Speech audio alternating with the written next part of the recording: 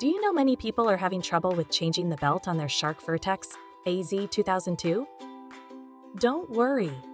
In this video, we'll show you how you do this. Let's start. Step 1. Turn off vacuum. Turn off and unplug the vacuum cleaner for safety. Step 2. Flip over vacuum.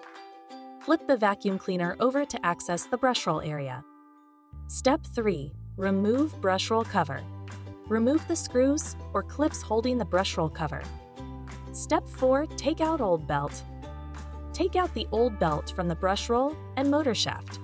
Step 5. Install new belt.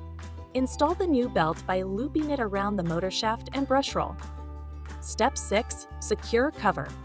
Secure the brush roll cover back in place with screws or clips.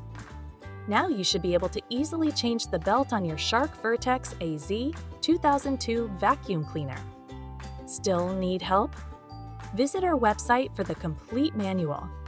There you will also find questions and answers from other Shark users. Did you find this video helpful? By subscribing, you help us continue to answer users' questions. So, subscribe to our channel. Thanks for watching, and see you in the next video.